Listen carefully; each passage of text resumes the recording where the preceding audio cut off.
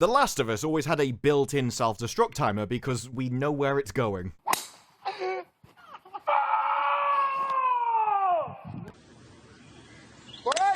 The main question was, how much could they milk it before they actually reached that point? And would they drag out the series as long as possible in order to avoid it? Well, I think we've got an answer to at least some of those questions. Because from the critics' reviews, this is an absolutely astonishing piece of television, with 98% critic reviews on Rotten Tomatoes, coming down to a still very respectable 84 on Metacritic, with universal acclaim. Universal, not a single dissenting opinion. Everyone agrees this is the best thing ever. Because if we click through to the breakdown of this universal acclaim, there are a lot of people who are giving this 100%. Not a single problem, not a single scene could have been cut. And they lavish it with praise. This is a gripping tale of survival. Prestige drama based on a prestige video game. It's not just a breakthrough video game adaptation. It's a great show.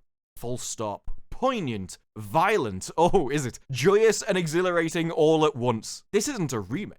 This is a tribute, a monumental success. In fact, Dave Nemetz of TV Line, who gave it 91%, said this show is so amazing, he couldn't even imagine watching more than one episode of it at a time. If that's not a sign of quality, I don't know what is. It's so amazing that I couldn't actually watch more than an hour of it. I can fully see why he gave it a 91% with that review. But the thing that I find about these reviews isn't so much their score, but it's what they have in common, the little warning signs, the red flags, where if you read between the lines, you begin to get a very different story, one which isn't exactly that of absolute quality. A lot of the reviews are very similar. They're reviewing the same show, you'd kind of expect it. But when they include the same offhand comments, the same caveats and language, it begins to feel like that guy at the start of a horror film who, when you're walking into the building, he just goes, "Quick, get out of here!" The most obvious of these warnings is further down to the bottom, with Entertainment Weekly. They gave it to 67% and say this: the scope is vast and for the better. There are big deal guest leads. The action is fine,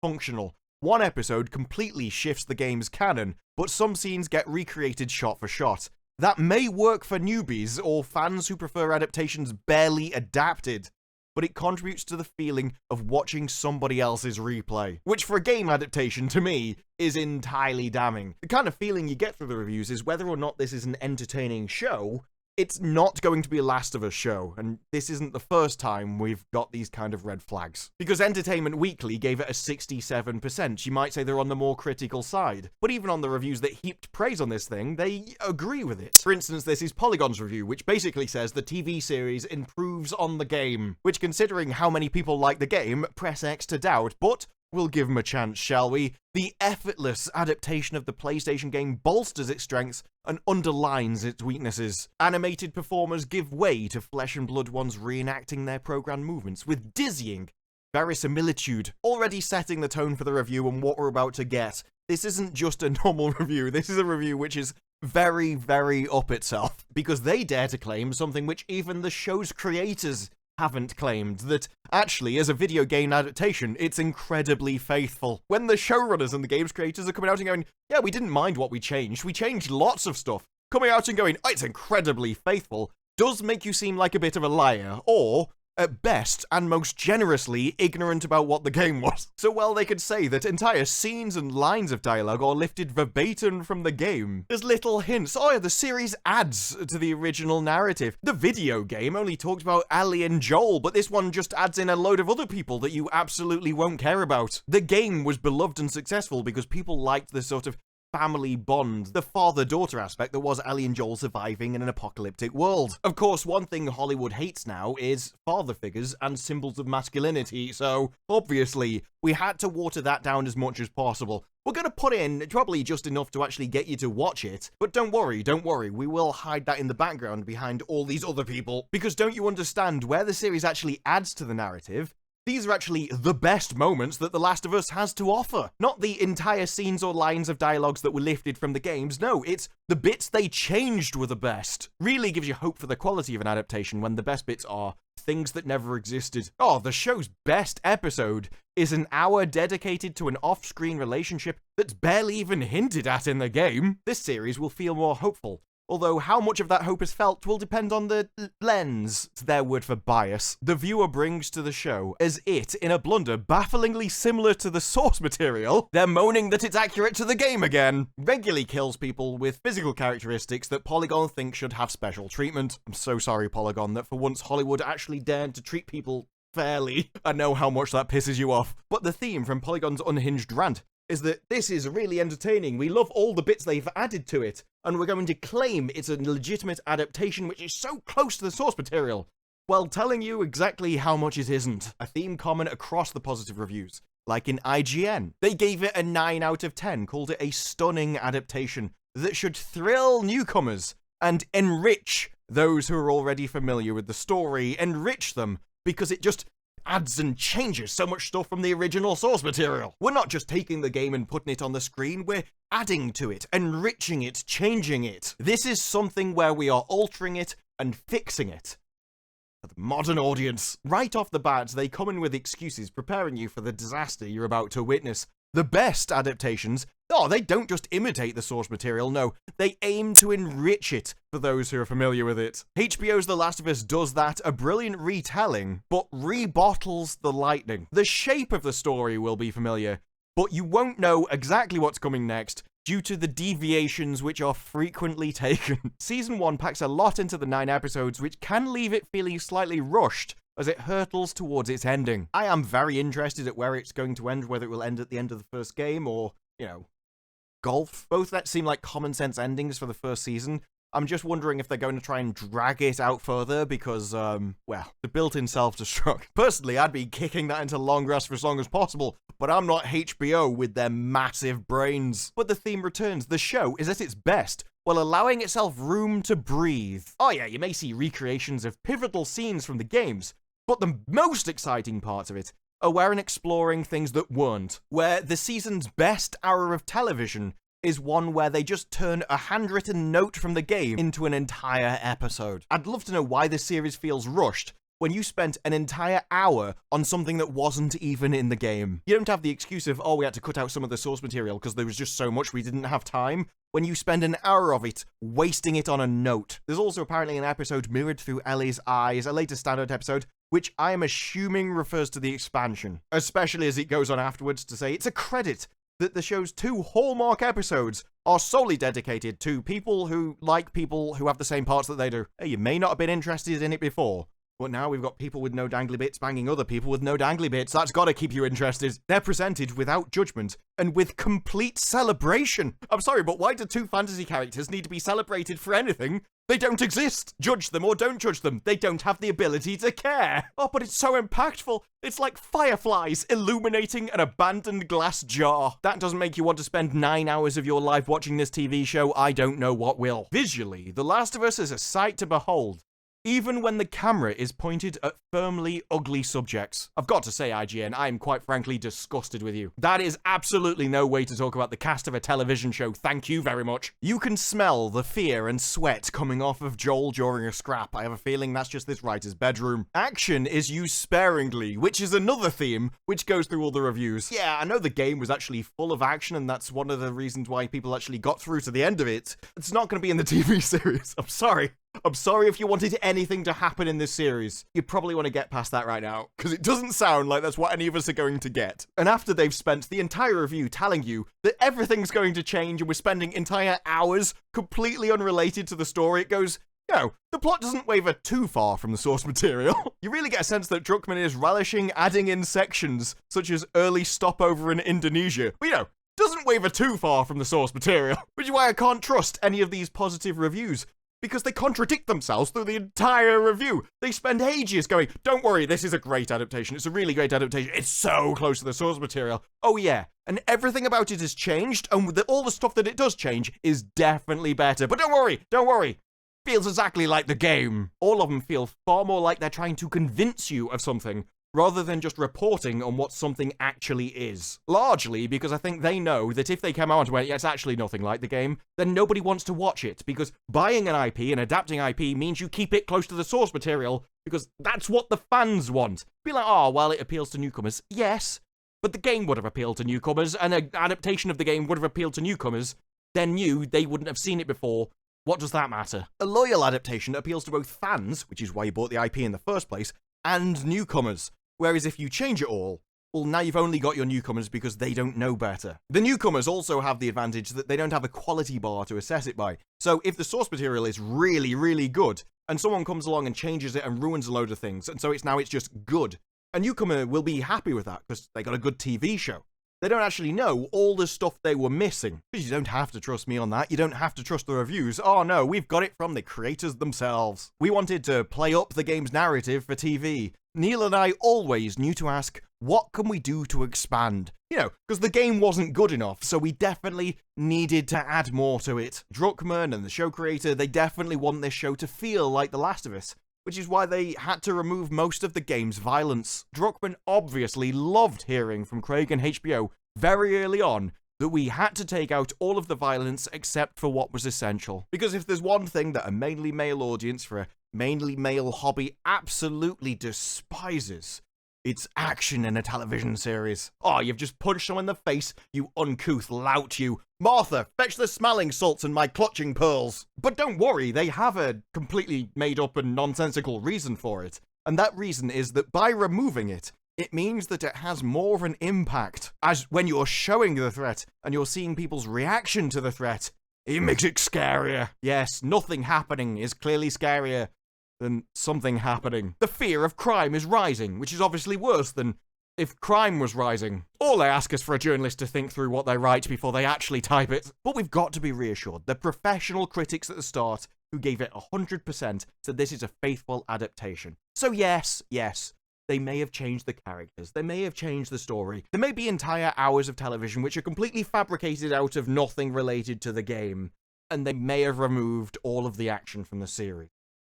But at least that's got to be it. They can't change anything else between the characters, the story, and the action. Okay, so they did change how all of the monsters work. The creators talk about how the series explores the beginning of the cordyceps. They wanted to ground the series in science and make them feel like a real threat.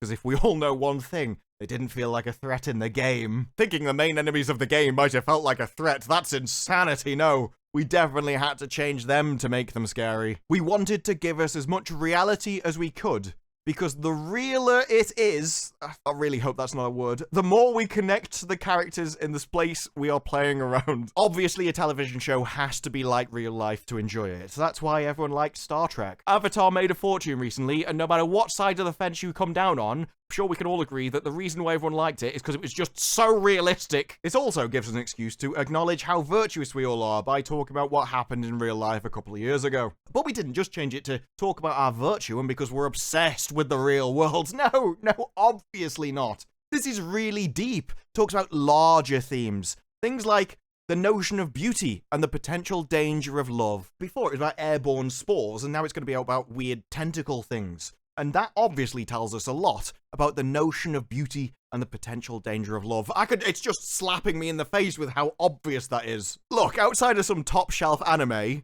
I don't mean top shelf as in quality, I mean so young people can't physically reach it, I'm really not sure what tentacles have to do with beauty and the danger of love, but I'm sure the show will enlighten me. No, like most things in Hollywood, all of the fluffed up feathery talk is just a lie to try and convince people to watch the show.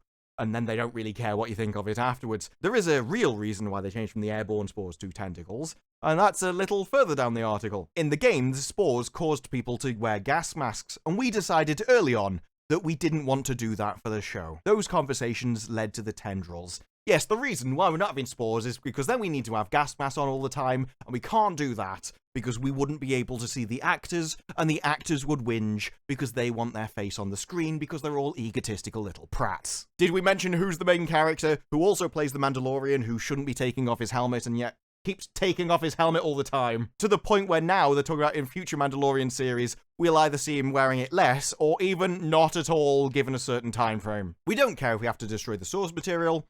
We care about the actors and seeing their faces. And we will say anything, no matter how stupid and nonsensical it actually is, to try and get you to swallow it as an excuse. But I know what you're thinking, that's got to be everything. Surely it can't get any worse.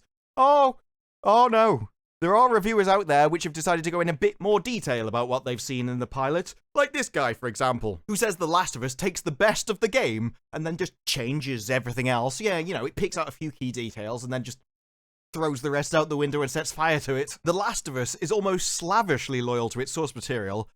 At times. No, this show wants to straddle the line, recreating some of the PlayStation moments, but going on its own way when it's needed. See what I mean about themes across every single review? Everything's like, yeah, it's great, we love it. Does change a lot of stuff though, but that's for the best. When even the people that love it are warning people, no, it changes a lot of stuff, just trust us, it's good. When your most complimentary of shills is still throwing out the warning signals, it's never a good sign for a TV show. Every warning signal has to be multiplied tenfold to get the actual truth about what's happening. Because even the adaptation's opening moments are its biggest deviation from the source. Right off the bat, this show just annihilates the game. One perk of moving from game to TV is that there's no rush to give the player something to do. Yeah, the last thing I want in my television series is for it to rush towards something entertaining. No, please, be slow, drawn out and boring for as long as possible. That's what I want. Now, a good part is that apparently there's a 15-minute stretch of the show playing out beat for beat as it does in the game. So at least we know out of the first 90 minutes of the premiere, there might be 15 minutes of it actually being good, because the rest seems like it's actually Druckmann's fault. As Druckmann would say, we can change anything, but we need to talk about why.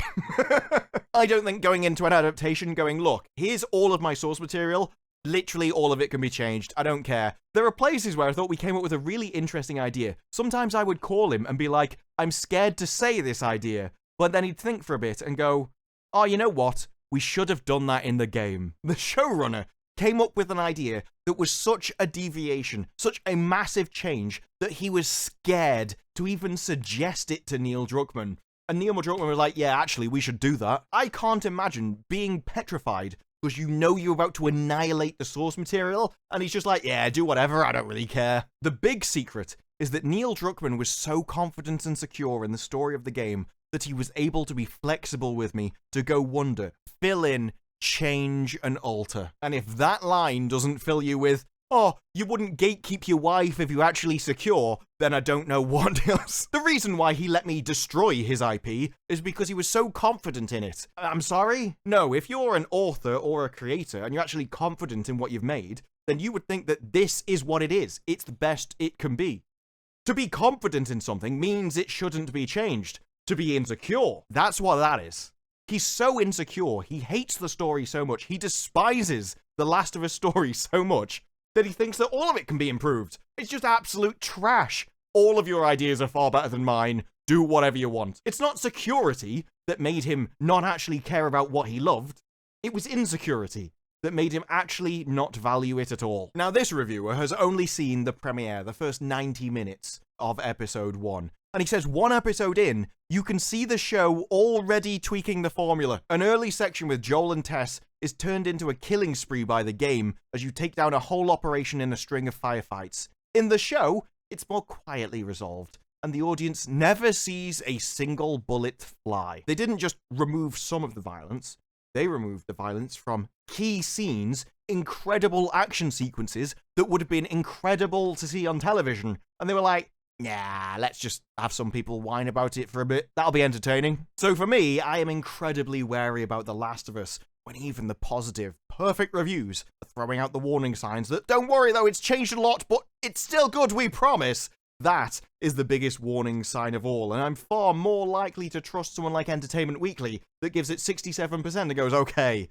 a lot of the fans are going to be very annoyed, but newcomers, they might think it's okay. When the showrunner's saying things like, if you're a fan and you loved that first game, you're going to have that experience all over again, wholly, but in a different way. It doesn't fill me with confidence. You're going to get the exact same emotions you got from the game, but we've changed so much of it, it's going to be an entirely different experience. Well, I'm sorry, but when it comes to two things, one thing is always better than another. And you seem like that you didn't like the game. You thought that's just a game, it's a hobby, it's just for children. We don't really respect that. You've already said that you think that events that happen on television are far more impactful. Deaths that happen on television are far more impactful than just a few pixels dying in a video game. That is your superiority complex. You think television is better than a game. You look down on a game. You think the stories and the entertainment there, they're just not as good. So by default, any idea that you come up yourself, you're going to think is better because you think you're better than the gaming industry. The issue is this IP comes from people that you look down on. They like something that you look down on. Something that you think you can improve on. Something you think you can fix. In fact, you're so confident that you can do that. So arrogant in your condescension that you're not even trying to hide it. You're going on all these interviews going, I'm changing loads of this, and quite frankly, I was just amazed how much Neil Druckmann was open to it. I thought he'd push back more, but instead he's like, no, that was trash, wasn't it? We can do way better. We can fix everything. Quite frankly, that doesn't fill me with confidence. The only weird thing I've got to go off is the high scores from the critics. Even if critics are nearly always wrong about everything they ever talk about anyway. But it does give me pause. I'm not saying that The Last of Us will be a trash piece of entertainment.